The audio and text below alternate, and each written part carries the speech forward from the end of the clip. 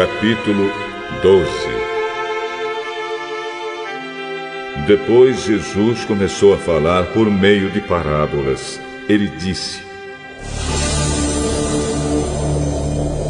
Certo homem fez uma plantação de uvas e pôs uma cerca em volta dela.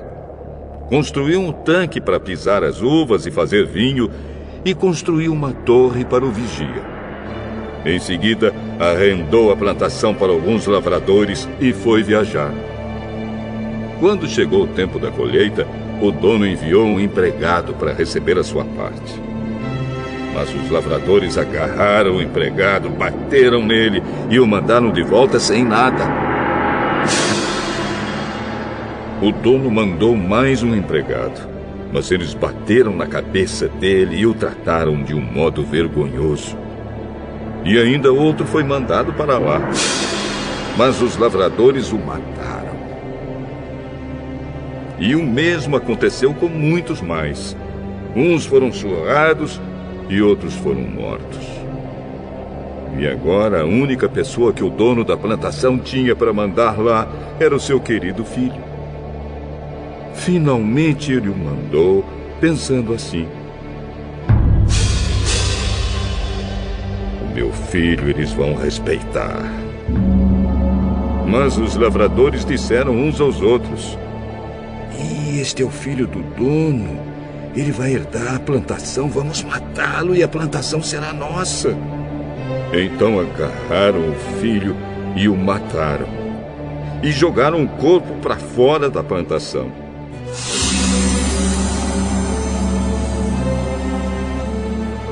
Aí Jesus perguntou: e agora, o que é que o dono da plantação vai fazer? Ele virá, matará aqueles homens e entregará a plantação a outros lavradores. Vocês não leram o que as Escrituras Sagradas dizem?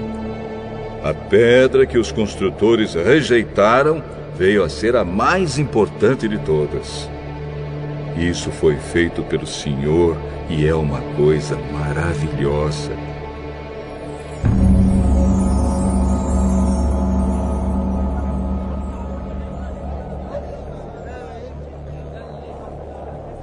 Os líderes judeus sabiam que a parábola era contra eles e quiseram prender Jesus, mas tinham medo do povo.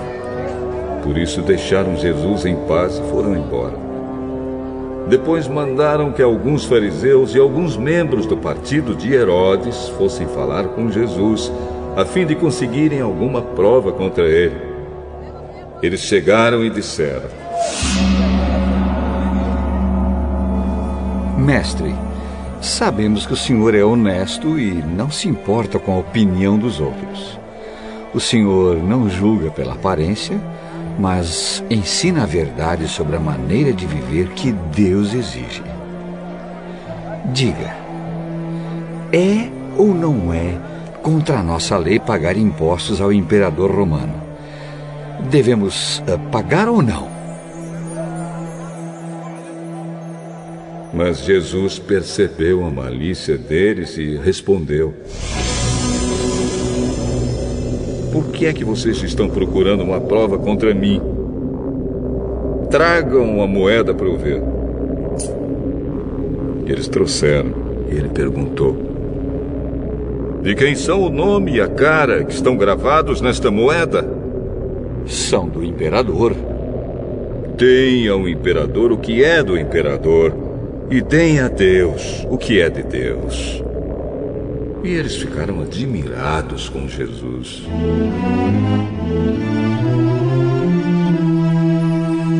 Alguns saduceus, os quais afirmam que ninguém ressuscita, chegaram perto de Jesus e disseram: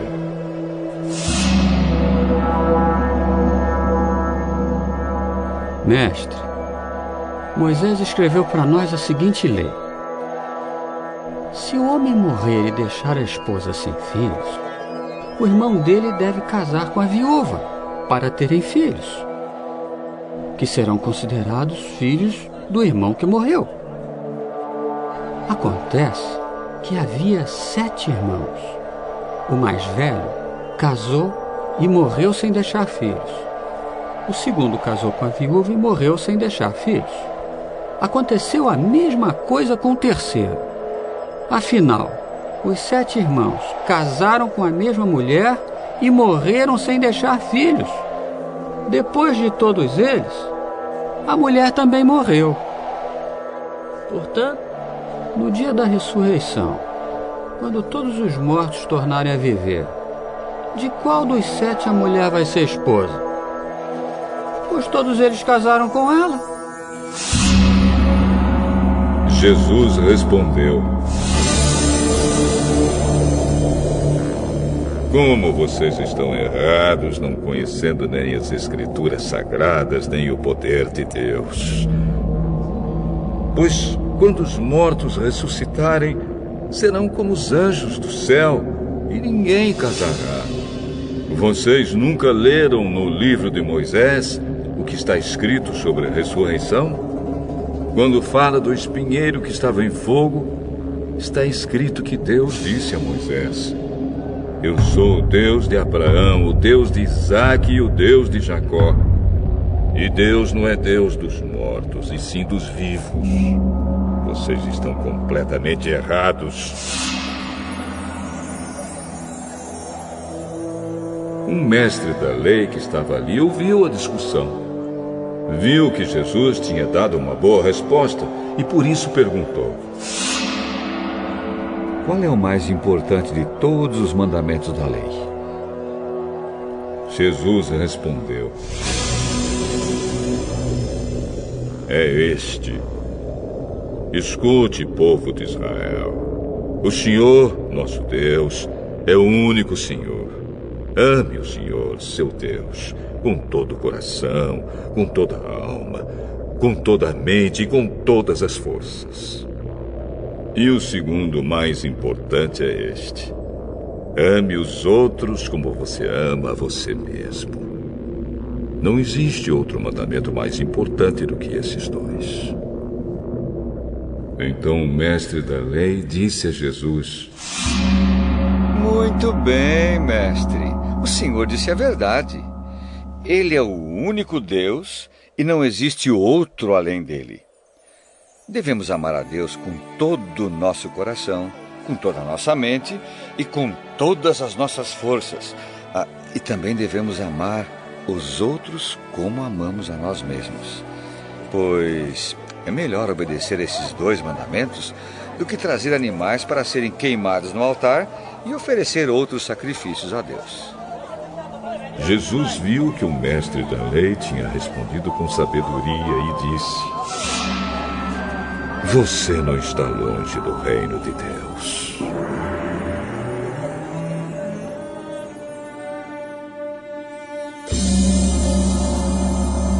Depois disso, ninguém tinha coragem de fazer mais perguntas a Jesus.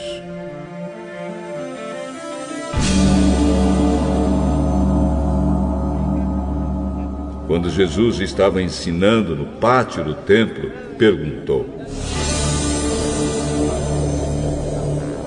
como podem os mestres da lei ensinar que o Messias é descendente de Davi?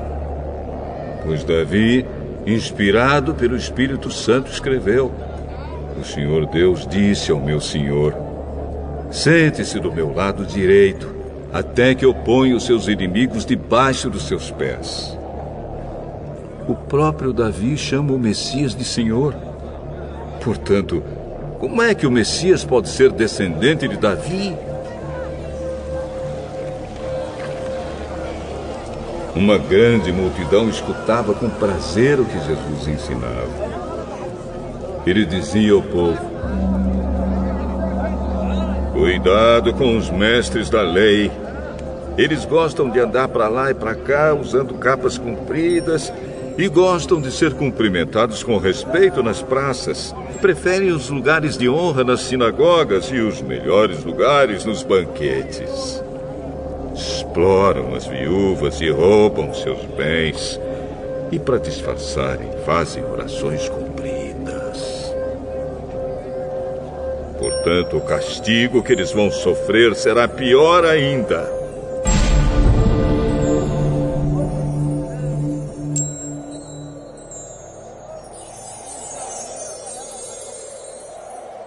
Jesus estava no pátio do templo, sentado perto da caixa das ofertas, olhando com atenção as pessoas que punham dinheiro ali.